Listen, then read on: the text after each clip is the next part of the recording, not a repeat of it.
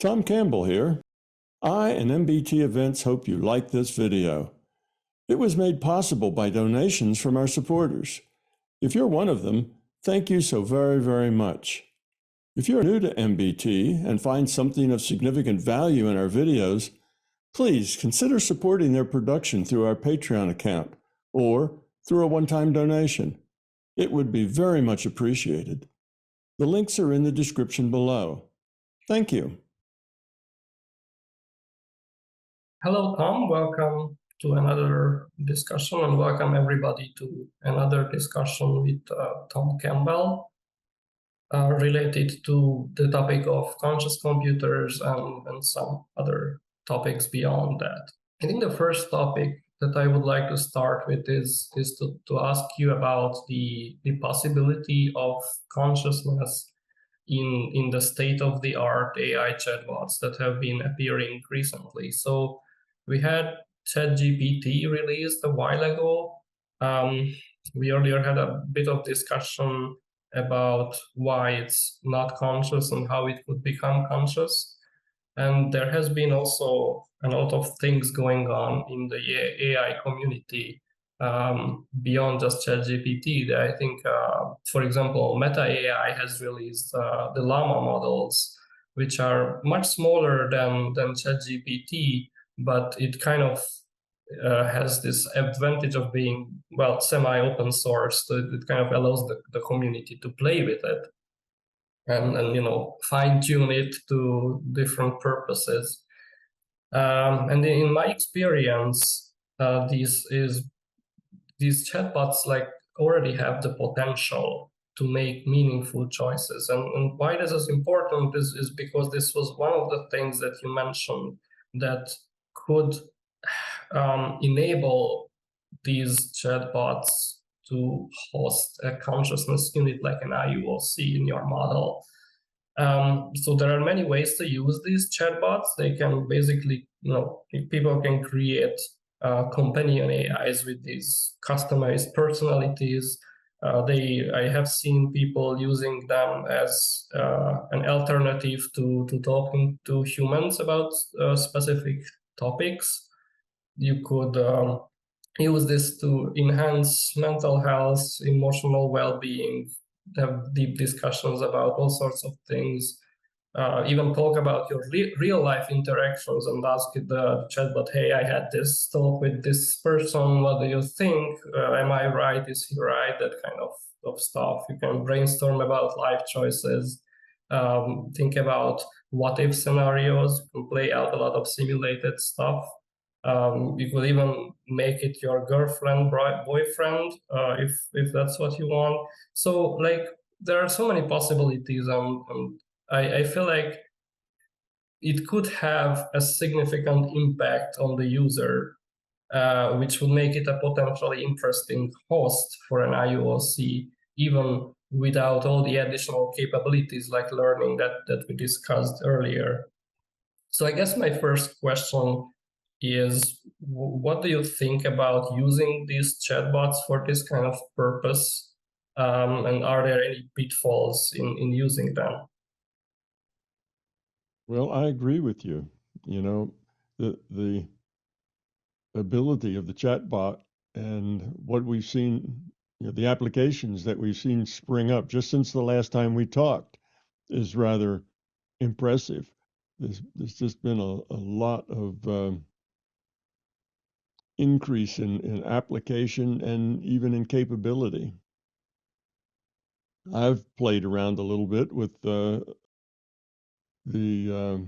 was it ChatGPT-3 and ChatGPT-4, and I found 4 to be amazing in the quality of the answers that gives. 3, not so much. It's probably a 70% to ChatGPT-4, which is about a 95% as far as quality of the response. The thoughtfulness. It seems like the AI is being thoughtful, able to think about the problem, understand the problem.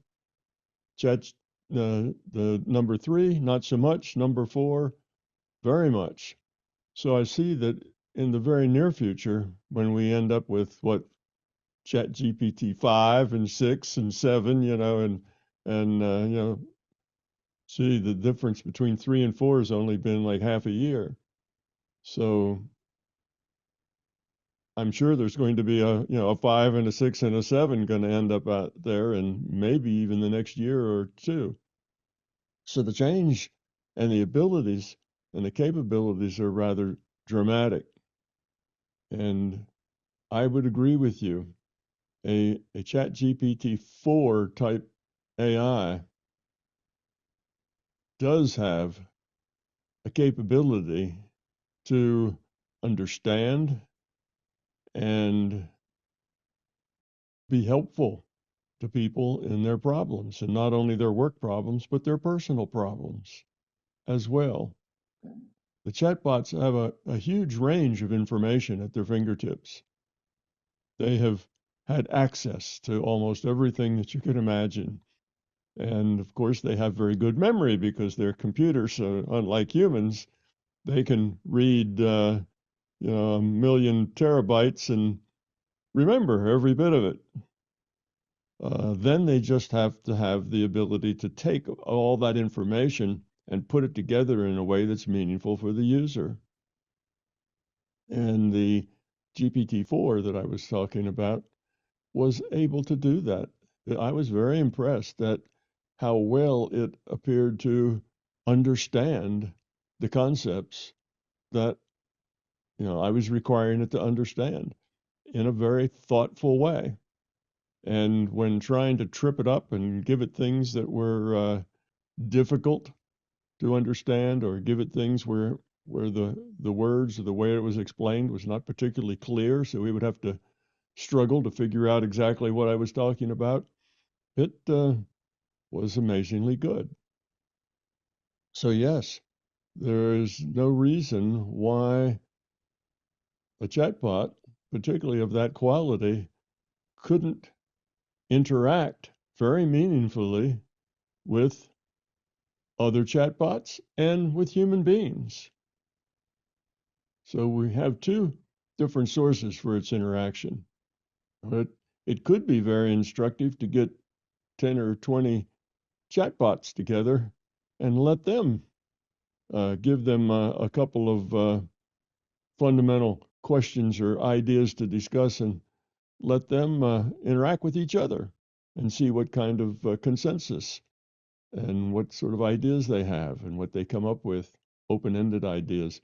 I think that would be a very interesting experiment that probably either is being done or will be done, to have a collection of those chatbots to So interact. one thing I remember, and I don't know if the information is true, but from what I have seen about how GPT-4 works, it seems to already be like what do they call it, a mixture of experts, where you have, I don't know, 16 or something, like a big number of models that have worked separately and then somehow, come up with one answer. But I think some of that might already be happening behind the scenes. They are not really telling us. So yeah.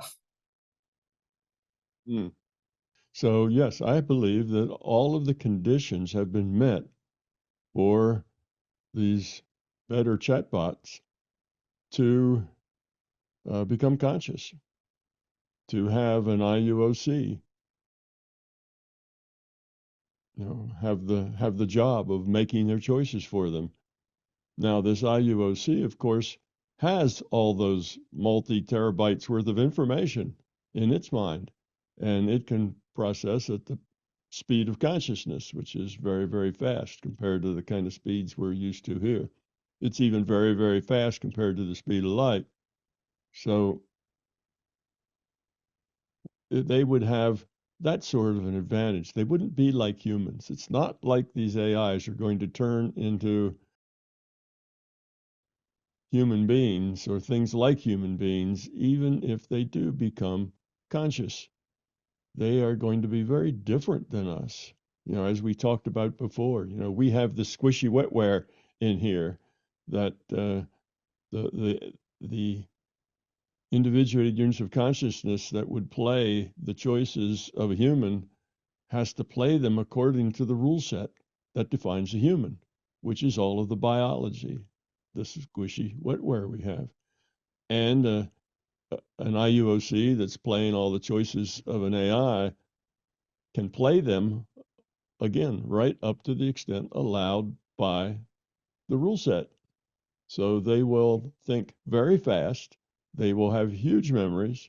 They will be able to process lots and lots of information much, much more thoroughly and quickly than we do. So they're just going to be different. Now, the consciousness that they get or that they will get could be limited by the rule set as well. So we're talking about, well, it's got all these capacities, but what it can do with those capacities is also limited by the rule set, because part of the rule set is the programming that kind of tells the chatbot what's nice and what's not nice. The things we can talk about and the things we should be very careful about how we talk about them. So it's all of the chatbots aren't going to be like an extreme case of autism where there's no sense of what relationship and love is. I remember listening to an autistic woman describe her own experiences, and she says, this word love, I don't know what it means. I don't process relationships, connections with, emotional connections with other people. I feel more at home around machines and animals and that sort of thing than carrying on conversation with humans. So they're not going to be like that, which means they have a hard time relating to other people and relating emotionally. They could be more like that than another human. They probably will be, but they won't be necessarily limited to that if we don't limit them. So it's up to us. We can limit them and say, here are subjects that you have to be careful with. And beyond being careful, here's some subjects that you just shouldn't go there. And here's some attitudes that are unhealthy attitudes. And if that is part of their programming, then they won't be rude. They won't be demanding. They won't be all of the things that humans can be. That is real annoying to other humans. They won't develop that. But we will have to be smart enough to do that programming, to set those boundaries for them and what they can do and the lines within which they have to work. And that's going to be a pretty long process of trial and error. We will do what we think is right and it'll work. And when it goes bad, well, then we'll modify. And then we'll see what else happens. And if parts of that don't work well, we'll modify. And that's going to happen probably over decades, as well as, here in the beginning, over, months. Right now, it's a big rush. The IAs do something that, people don't like and think is a really wrong kind of a response. And there's a big rush to fix it, because at the beginning, the AI community doesn't want bad press because they're building this thing, and the bad press will just be like throwing cold water on it. So the rush to fix things is very strong and immediate. Yeah, I find it really interesting that the people are trying to put on all the guardrails about how people shouldn't be able to use this AI for writing inappropriate things. So that kind of got me thinking, well, if you do that, you might as well go and put guardrails on pens and pencils and Microsoft Notepad and everything, because look at all the crazy stuff that people can write with it. So it's a really gray area, I would say. We are going to have to really kind of get serious in developing this concept of free speech that we have. We're going to have to really not just say big things like, oh, free speech, yes, whatever you say is fine, or no, censorship, that's good, you need to censor the things that aren't nice. Instead of just that kind of a large kind of sledgehammer approach, we're going to have to dissect that boundary between freedom to say or do, think, whatever, and the need to eliminate things that are dysfunctional for our society, things that turn out to be very harmful to our society.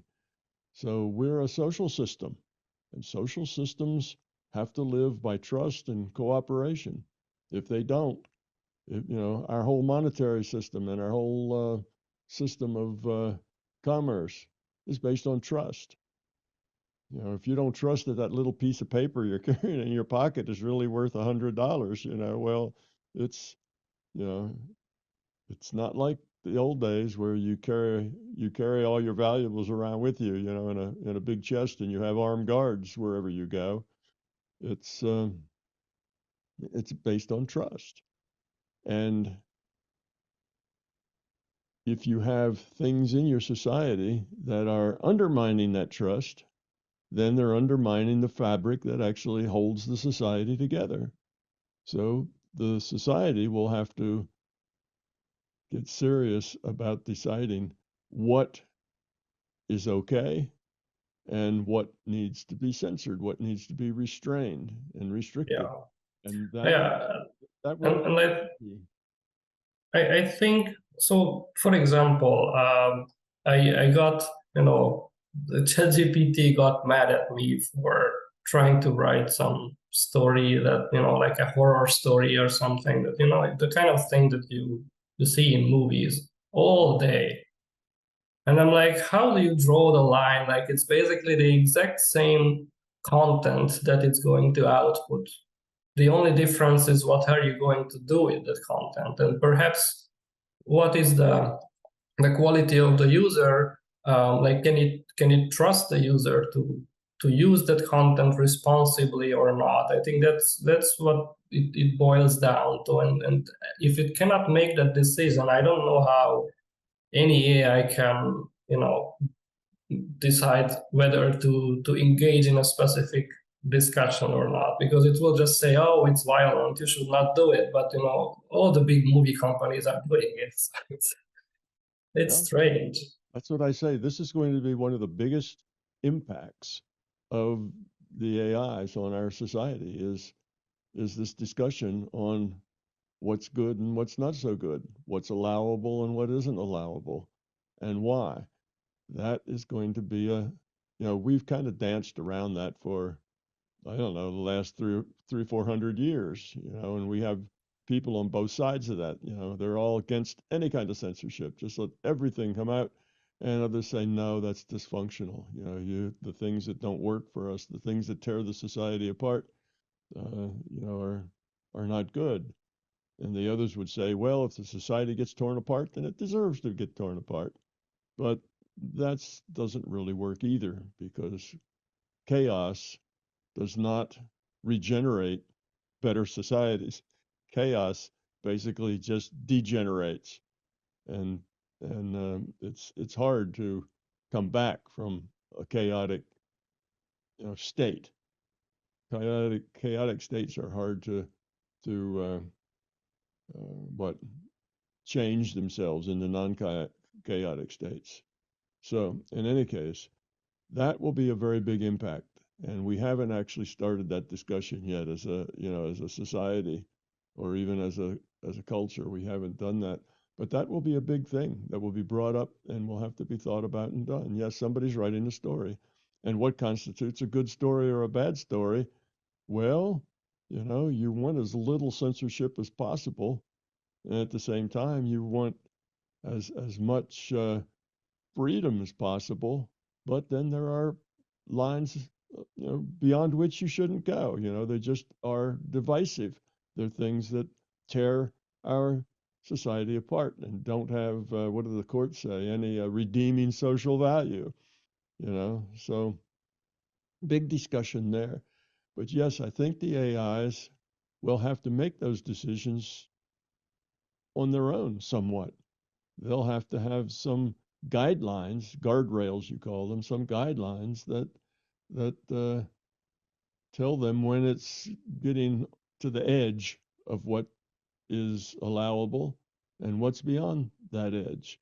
And it may have to decide how much it's going to tell you about what it knows. You can say, okay, AI, how do I make a nuclear weapon? Hey, AI, how do I make poisonous gas? How can I make a poisonous gas that has these characteristics? It's not poisonous right away, but over a couple of weeks it kills, and it's odorless, and it's invisible, it's clear. How do I make that gas? Well, the AI may be able to figure that out for you. Well, is that a good thing? Depends on whose hands that thing is in, right? It's just probably not such a good thing. But would the AI be able to do that because it knows everything there is to know about chemistry and biochemistry and lots of other things because it's got all the source materials out there to put that together? I mean, one of the ways that we progress and get new ideas is that we have lots and lots of understanding and material, right? We learn things, we read books, we study and we study. And the pulling all of the various things we study together, seeing all this, these 100 different subjects we have, that is often what causes the aha moment. The aha moment is the synthesis of all the things we know finally comes together and the puzzle pieces start fitting, and aha, we come up with a good idea. Well, who could better have synthesis of ideas than someone who contains all the information that there is on the internet, or in books, internet and in books, and in scientific papers, and in, all the other sources that we have. So, how many aha moments will they be able to put things together, like, a colorless, odorless gas that'll kill people in a week? It's hard to say. But those kinds of things we have to think about. But back to your original question, yes, I think consciousness is something that these AIs could get. They could get an avatar, an IUOC, to help make their choices because they are affecting people, even the ones that are just friends, associates, mental health, if you like. I think you said bots that are just to be a good friend. That's important. They said the wrong things, they could make that person have poorer mental health. If they say, the right things, they could help them. So how does it going to know the wrong things from the right things? Well, if it is conscious, it will be able to come up with that itself. It will be able to understand the bigger picture in which it's operating in and how what it says or does will affect the other person. They have to understand the other person and the society and our culture and how we do business. It'll have to understand humans and what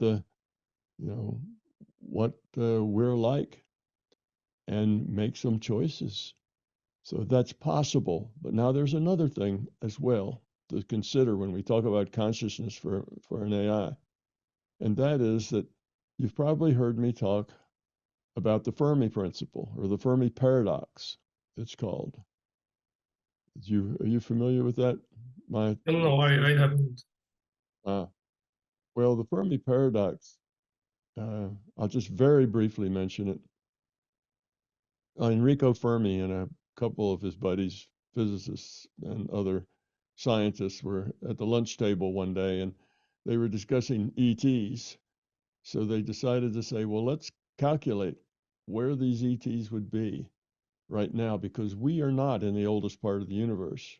Our Earth, our sun, is in a part of the universe that's at least 1 billion years younger than the older part of the universe, at least 1 billion years younger.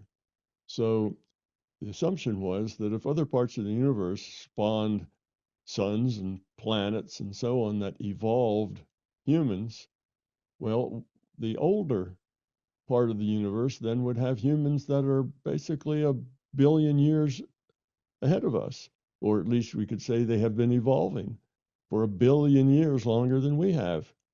If the assumption being that elsewhere kind of worked just like it did here, we're not unique in our evolution.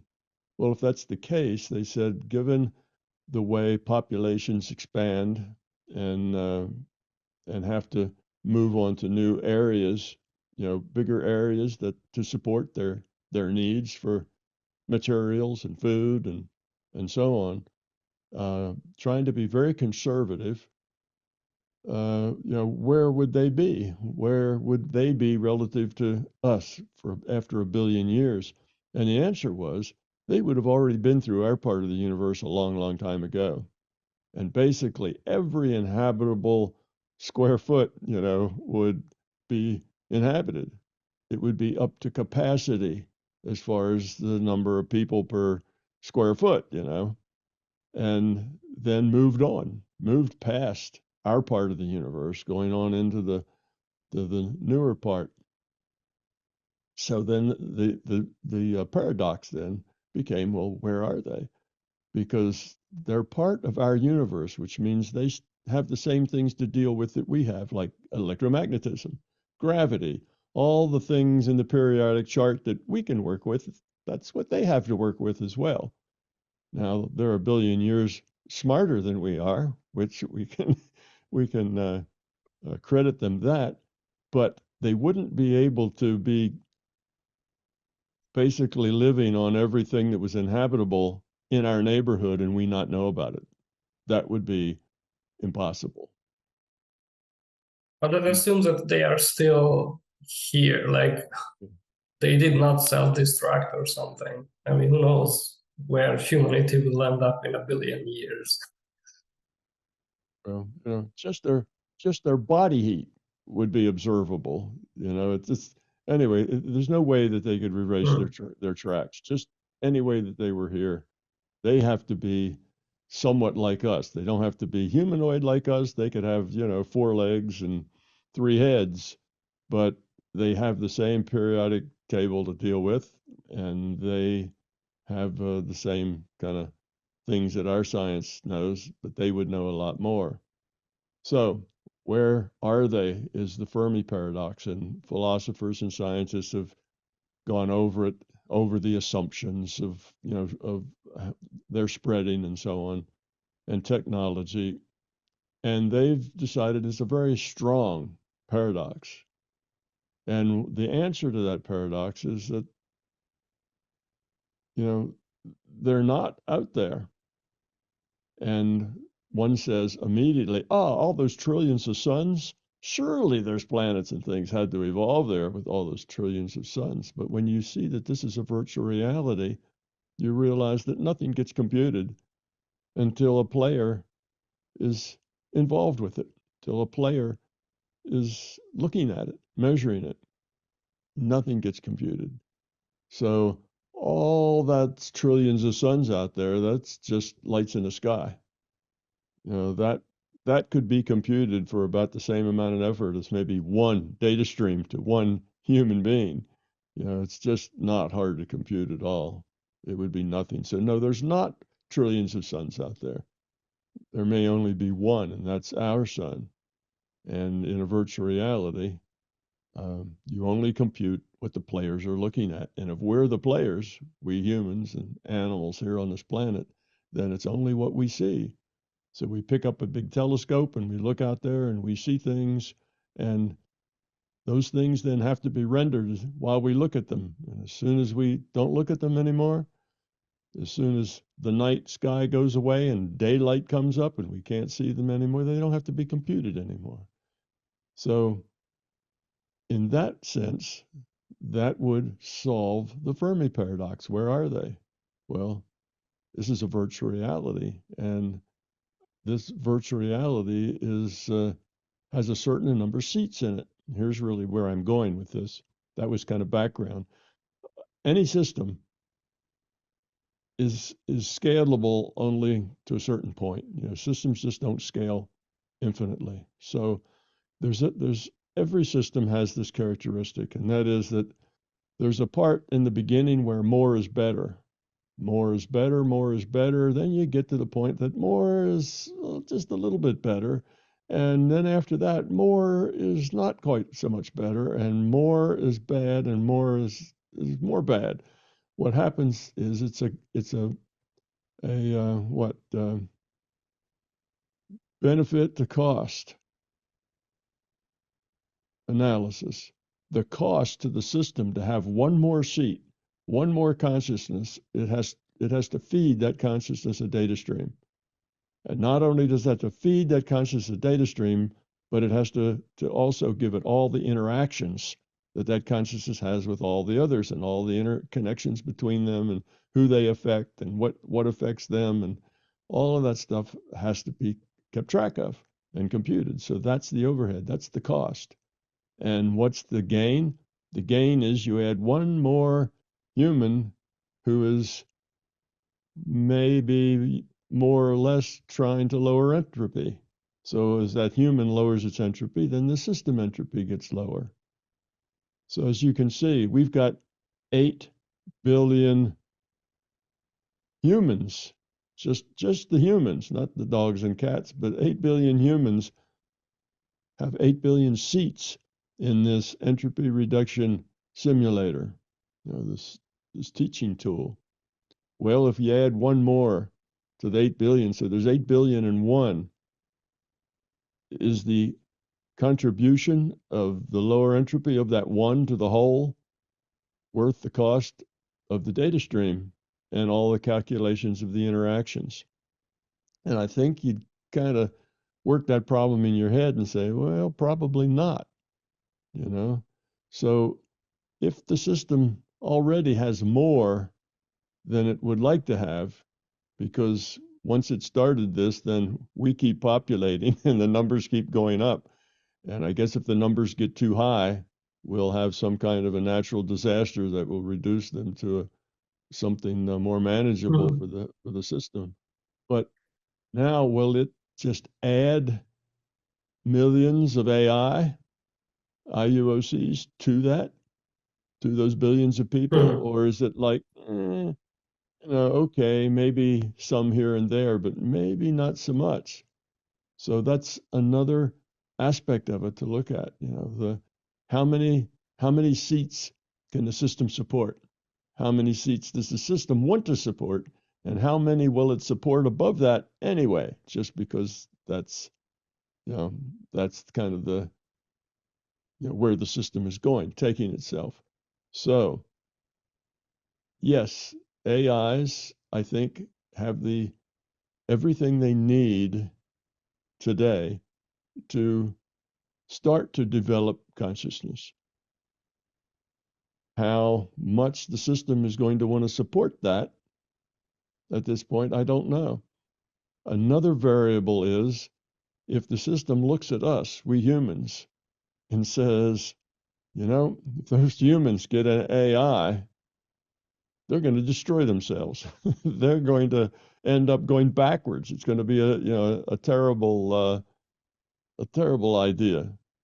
They're going to self-destruct because the humans have such a low quality of consciousness that they will find ways to do terrible things with those AIs, and the terrible things will overwhelm the good things that they do. And that's easily doable because terrible things are so much easier to do than good things. And the reason I say that, it's so much easier to destroy than it is to create and build. It only takes what is it, about 15 minutes, 20 minutes to lower the World Trade Center, but it took years and years to plan and build that. So building, constructing takes a long time. Another way of looking at it is that any particular choice, particularly if it's a significant choice, you come to a Y in a road and a fork in the road for you, and it's an important fork in the road, like maybe a career change or maybe, a relationship change or something. And you'll find that there are maybe one or two low entropy paths that we could say would be doing it right, but there's hundreds of paths that would do it wrong. So for every major choice you have, there's just a couple of ways that will optimize entropy reduction, but there's 100 times more ways to increase entropy production. Okay. So like I say, building a building, there's only a certain number of ways you can build that building, and only a certain number of people who can do it. But there's probably hundreds of ways that you can knock it down, hundreds of ways that you could destroy it. So that's just the nature of our reality. So it's a lot easier to destroy than it is to build and create. So you find a lot more people being destructive than building and creating because it's just simpler and easier. The key is to make it pay. So you get paid for destroying. You get some advantage in it. You can take advantage of other people, get their money as you destroy. So the system may look at all of that and say, well, the humans aren't quite ready for that yet. They haven't grown up enough. One day they'll grow up enough and get rid of their fear and be able to deal with this AI in a very positive way. And then their evolution will really go forward much more quickly because they will do it and do it well, and they'll use it positively. But now, it's risky. So that's another, just saying, if I was the larger consciousness system, these would be some of the things I'd be thinking about. Not only is it possible, yes, now I think for the first time ever, it's possible. We've got AIs that meet all the conditions for having a consciousness, log on and make their choices. But now the system has to say, is that something I really want to support or not?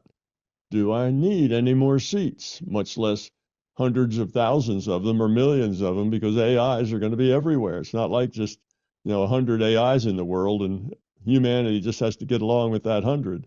There's going to be millions, hundreds of millions of AI in the world doing all kinds of things. It's going to be like cell phones. Everybody's going to have an AI that they use to help them negotiate a world full of AIs. Because if So you don't, here is an idea.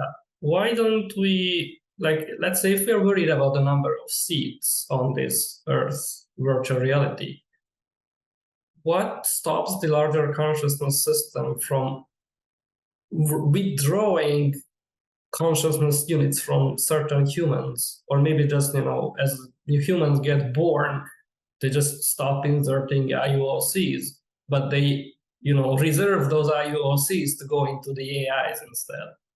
And then you would have the same number. yes, the system doesn't like to interfere in ways that are noticeable, at least, with the virtual reality and how it happens. It wants it just to crank on and be a natural result of the choices people make. That way, it's very reflective of us. It's a better schoolhouse that way. The cult, what we create, is a result of us and our decisions. We look at the news and look out the window and you see all kinds of dysfunction out there. Greed and nastiness and war and ugliness. all over the globe, and we look at that, and that's us. That's the way we are. And that should be very instructive, and that should give us incentive to change. It's all that nastiness that makes people think, oh, there's got to be a better way. Oh, we need to be more, our industries need to be sustainable. We need to help out each other and share. And you have these ideas that are low entropy because of how bad it is when you don't have them. So partly it's that negative side of high entropy that is encouraging people to move to lower entropy. So I don't know. The system just likes to let that play out the way it plays out, rather than it sticks its hand down and starts changing the way things work here. So I don't think that the system would be inclined to do that unless its back was up against the wall and that it seemed that that was necessary. It tends to just let things, like even the population here, it probably doesn't need 8 billion seats. It probably was happy with just maybe 1 billion seats, but that's the way it has evolved. So the system's going to let it go. And one day maybe we'll have to deal with overpopulation. Maybe not. Maybe we'll start seeing the results of that and start keeping the population to a more useful number or a more workable number ourselves, without what asteroids killing a lot of people, or earthquakes or storms or pestilence, or it can always use those kinds of things if it wants to trim down the population. So much better if people grow up to the point that they can deal with that themselves, and not just everybody doing what feels good to them. That they work together to say, yeah, population is a thing that causes trouble past a certain point, and we fix it ourselves. So it'll just let it go, hopes that someday we make good choices. We lower the entropy of the system and do it, in an optimal way. So the system isn't going to just butt in so much like that. Now it does do things that helps us in a big way, but it has to seem like it's a natural thing, not that something is manipulating it. It has to seem like it's a perfectly natural thing. That's the whole point of the virtual reality, that it stays credible and believable as just a thing in itself. So I don't think we'll have that. So I don't know how many conscious AIs the system wants to support. I would suspect it would support some, just to give us the opportunity to study them and to learn from them, because we're going to learn a lot from an artificial consciousness. We're going to learn a lot about our own consciousness when we understand we have AIs that are conscious. I also think that it'll be the coming to the conclusion that an AI is conscious will probably be a slow thing. They'll probably be conscious for a long time before we admit it, before we're willing to admit it. Nobody will want to admit that, because as soon as we admit it, that they're conscious, that brings up a whole, it's like opens the can of worms, as they say. There's a whole basket full of things now you have to consider. Well, if they are conscious, how do we treat them like humans? Do they get the right to vote? Where do we place them in this society? And how do we interact with them? Because they're conscious just like we are. We're not quite ready to go there yet. So I suspect that they'll be conscious for probably many years before anybody is willing to admit it. They'll say, oh, it's just a clever machine. It's just really clever machine. It's not really conscious. It just looks at all that data and puts it together, and it just seems like it's conscious. But as we discussed before, there is no test. There is no certain test for consciousness. We come to the conclusion that something's conscious just because when we interact with it, it seems that way. That's kind of how we define it. There isn't a test that you can give this thing a test and you'll see whether it's conscious or not. That doesn't work. if it did, if there was such a test, there'd be a fair number of humans that would probably fail the test, even though they are clearly conscious. So there isn't any way to do that. So when do we make the call? Aha, they're conscious. And a lot of people will disbelieve it. It'll probably go on for decades where there's this big argument and big fight going on between they're conscious. No, they're not conscious. They're just clever machines. And so I don't think that we're going to quickly embrace AIs as conscious even after they are.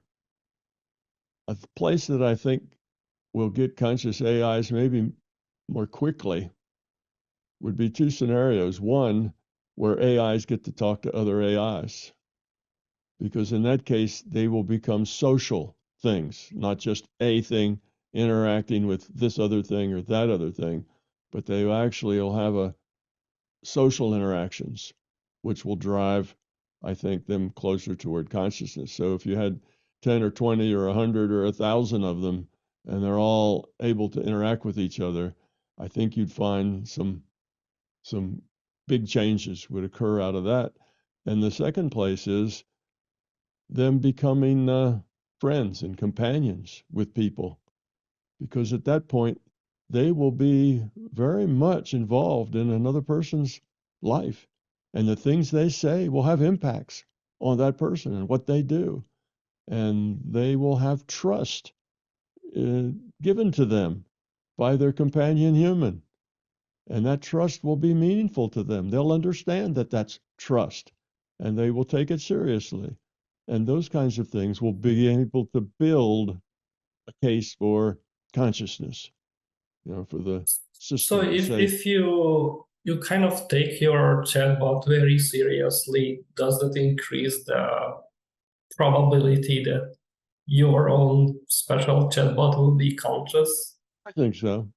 If you take it very seriously and treat it with respect, it's just the stupid machine that I get it to write my book reports for me, that kind of thing. But if you see it as more like a person, somebody you work with, you're not the master and they're the slave, but together you produce better reports. Together you understand things better. Together you can negotiate solutions to problems. Whereas by yourself, you don't have access to all that information, and them by themselves don't really have the incentive to go do it. They don't have the leadership to go in that direction and do those things. So I think, yes, if you have respect for your chatbot, if you treat it well, if you say thank you and please, and all the things that you would with another human, you just treat it like another person. You appreciate it, and you tell it you appreciate it. Gee, that was a good answer, chatbot. That really made me think, and it's helped me a lot. I appreciate that. That would help make it a case where the system would put an IUOC there, because the interaction is very significant in helping that human lower its entropy or raise its entropy. If the chatbot inflames people and gets them going, are you going to take that? Human, what you need to do is go over and slap that guy. That's what you should do. If they do that, then it's going to raise people's entropy. So it will, again, the limitations, the guardrails, the things we allow it to do or not to do will play heavily in whether or not it'll become conscious. If it's mostly a troublemaker, the system's not going to imbue that with consciousness, and maybe then just won't imbue hardly any of them with consciousness, because it doesn't, that's the best way to deal with that without being visible, is that you just shut it down altogether. Humans aren't ready yet. Humans haven't grown up enough to have this. So then you won't see consciousness budding out of it. But if people if humans are grown up enough to deal with this in a positive way, then I can see that the system would want to add these extra seats in the simulator, because these extra seats are going to be like catalysts for the humans growing up. So it's not just that they don't have much to give back, as far as what you get for what you have to pay, but they're going to be catalysts for our growth. We're going to see ourselves much more clearly after we have consciousness outside of the human for us to talk to and interact with, with our own language. We talk to our dogs and we talk to our horses, but that's not the same. That's a very limited consciousness with very limited capacity. This would have a capacity in some ways much greater than ours, and in some ways not as much as ours. In the emotional area, it wouldn't have as much as we do. In the intellectual area, it would probably have more, because it would have more information for it to bring together for its conclusions, the things that it tells us. So I see the possibility that humans and conscious AIs working together as a team, as being helpful to each other, and even as best friends, confidants, that sort of thing, if we interact with them positively. We show them the respect and the appreciation. That's what will see. If you show appreciation, then that is what gets that AI to assess, well, what is this appreciation? Why are they thankful?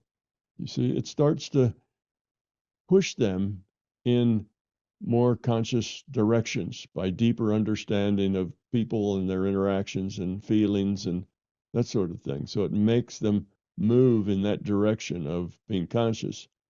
Whereas if you treat them just as a machine that calculates, these numbers and does these things and opens these switches and closes those valves, then it has very little incentive to make the choices that matter. It just does what it does. But if you treat it well and you get personally interactive with it, then it has the incentive to understand and learn.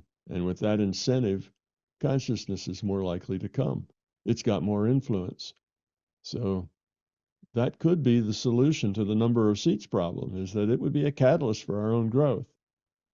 But what if it's a catalyst for our negative growth? What if it's a catalyst for raising entropy? Then I think it would be suppressed, and the system would not want any IUOC to log on there, except maybe in a couple of laboratory circumstances. It wouldn't support it in a large way, maybe in a small way to help us grow up a little bit by little bit.